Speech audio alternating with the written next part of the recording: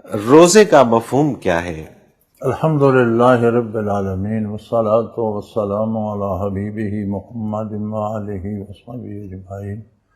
اعوذ باللہ من الشیطان الرجیم، بسم اللہ الرحمن الرحیم۔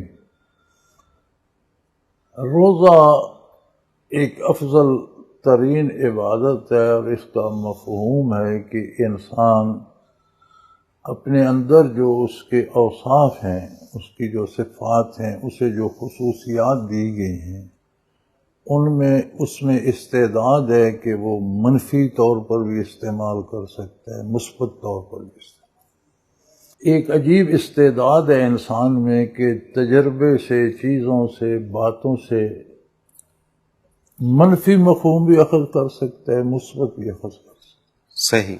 تو روزہ یعنی صبح کی طلوع فجر سے لے کر غروب آفتاب تک کی زندگی اس طرح بسر کرنا جیسے فرشتہ ہے۔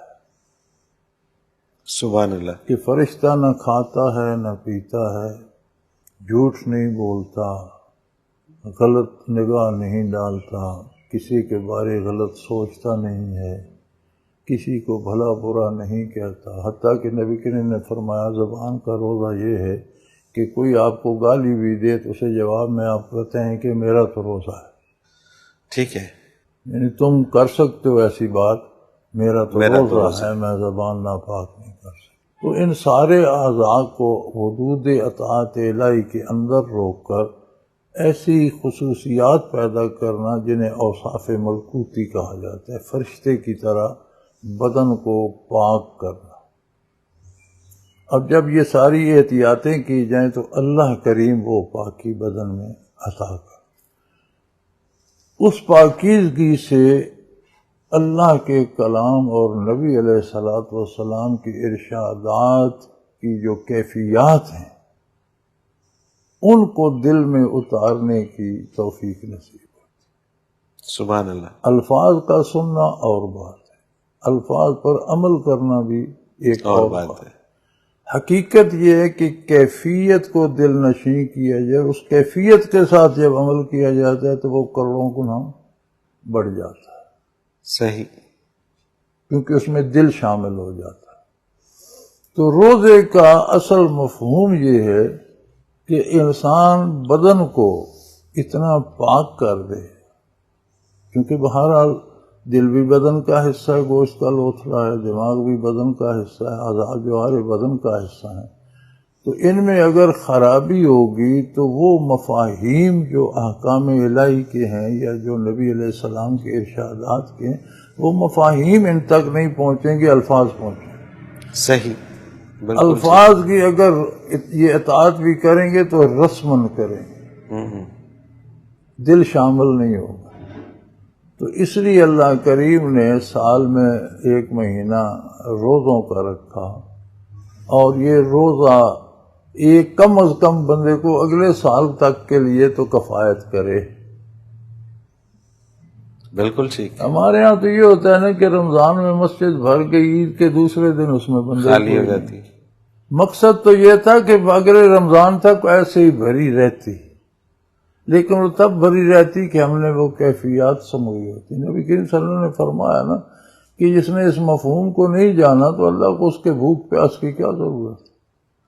کوئی راشن بندی تو نہیں کی اللہ نے، بلکہ روزوں میں لوگ غیر رمضان کی نسبت 2 گنا 3 گنا خرچ کرتے۔ جی ہاں، اخراجات تو بڑھ جاتے ہیں، کھانا پینا تو زیادہ ہو جاتا ہے، لوگ زیادہ کھا جاتے ہیں، اہتمام زیادہ ہوتا ہے، غریب آدمی بھی اپنی ہیں۔ ہمت سے بڑھ کر خرچ کر لیتا ہے کہ نہیں۔ بالکل ٹھیک۔ تو مقصد تو ہے کہ اعضائے بدن کو کمزور کیا جائے اور عبادات سے روح کو طاقتور کیا جائے، تاکہ نظام جو ہے بدن کا یہ روح کے کنٹرول میں آئے اور برائیوں سے بچ کر نیکی کی طرف بڑھا جائے۔ اور جو کیفیات ہیں کلام الہی میں، جو کیفیات ہیں ارشادات رسول میں، ان کو دل میں اتارا جائے، اور پھر عمل کا مزہ ہے۔ سبحان اللہ، اگر وہ کیفیات دل میں نہیں آ رہی تو حضور کے ارشاد کے مطابق بھوکا پیاسا رہنے کا کیا فائدہ ہے؟ اللہ کو اس کی بھوک پیاس کو اللہ نے کیا کرنا ہے؟ کھاتا رہے. ایک آدمی دن بھر گالیاں بکتا ہے، ایک آدمی رشوت لیتا ہے، ایک آدمی جھوٹ بولتا ہے، جھوٹی شہادت دیتا ہے، ایک آدمی رشوت لے کر غلط فیصلہ لیتا ہے، تو بھوکا پیاسا کیوں مر رہا ہے؟ اس کی بھوک پیاس تو اللہ کو مطلوب نہیں.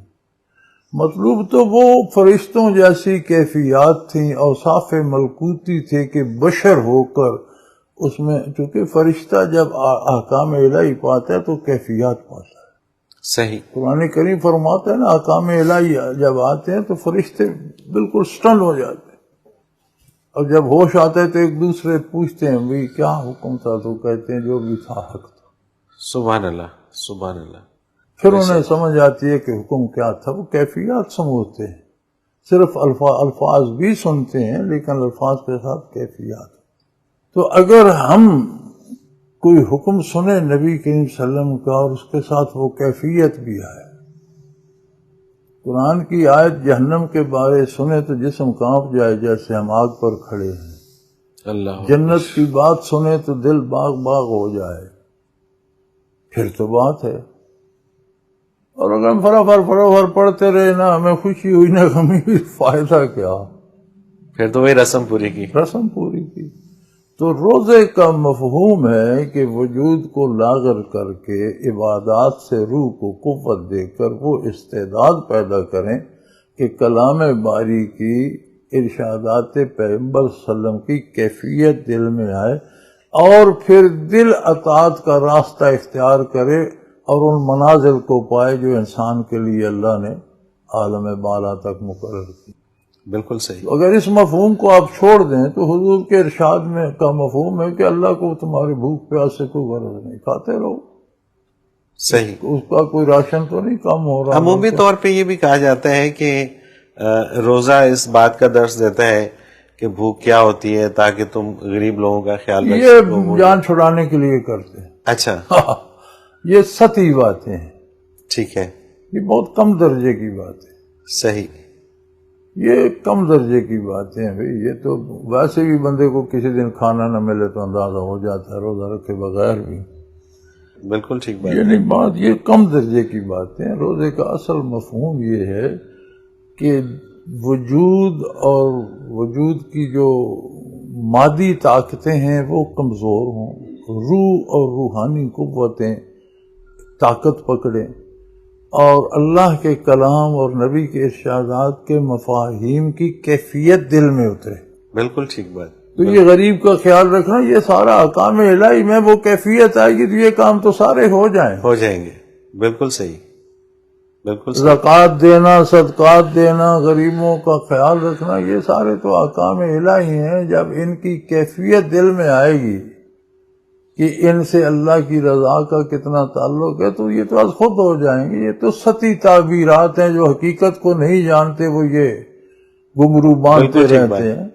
بلکہ وہ پچھلے رمضان میں آپ ہی نے فرمایا تھا کہ روزہ اس بات کی تربیت کرتا ہے کہ طلوع فجر سے لے کر غروب آفتاب تک آپ کا اپنا حلال رزق آپ نہیں کھا سکتے. اٹ مینس یہ آپ کا نہیں ہے، آپ کا نہیں، کمایا آپ نے ہے لیکن یہ اللہ کا ہے، اور جس کا ہے اس نے روک دیا. جب اجازت دے گا تو کھاؤ. تو یہاں سے ایک سبق ملتا ہے کہ ہمارا تو کچھ نہیں ہے، کچھ نہیں، ہم تو یہاں پر صرف اس کی اطاعت میں جو بھی کام کریں گے. بالکل صحیح. جب سب اس کا ہے، دینا اس نے ہے، تو ہم اس میں غلط شامل کیوں کریں، ناجائز کوشش کیوں کریں؟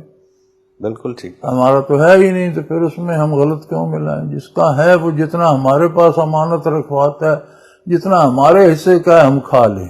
بے شک. جو وارثوں کا ہم چھوڑ جائیں گے. نبی کریم کا ارشاد ہے کہ رزق کے 3 حصے، ایک جو حلال پہ خرچ ہوتا ہے، جائز کاموں پہ خرچ ہوتا ہے، وہ آخرت کا آپ کا حصہ بنا. ایک جو آپ کھا لیں. تیسرا مال وارثوں کا ہے، وہ آپ امین ہے اس کے. صحیح. آپ کے بعد وہ اپنا وصول کر لیں گے. بالکل ٹھیک بات. بالکل صحیح. تو روزہ اس کیفیت کو سمونے کا اصل مقصد روزے کا وہ ہے. باقی بھائی جو نقل بھی کرتے ہیں، ہم تو دعا کرتے ہیں اللہ نقل بھی قبول کر لے، لیکن مقصد اس نے روزے کا پایا جس نے دل میں وہ کیفیات کیفیت اتاری. حاصل کرنے کی روزے کی وجہ سے ذریعے سے استعداد پیدا کر لی. اب یہ اللہ کا کرم ہے کہ اس نے کہا تم روزہ رکھو اس خلوص اس نیت کے ساتھ میں تمہیں یہ استعداد دے دوں گا. حالانکہ وہ استعداد بہت قیمتی ہے. 30 روزے کیا ہیں 365 دنوں میں؟ کچھ بھی نہیں. 30 روزے کیا ہیں؟ کچھ نسبت نہیں بنتی. اللہ اکبر. لیکن اس کا انعام ہے. اس نے کہا تم تھوڑی سی کوشش تو کرو میں تمہیں اوصاف ملکوتی عطا کر. سبحان اللہ سبحان اللہ. پھر تمہیں میری باتوں کا مزہ آئے گا. بے شک. سننا اور بات ہے ماننا اور بات ہے. اس بات کا مزہ لینا اور اسے دل و جان سے قبول کرنا ایک اور بات. بے شک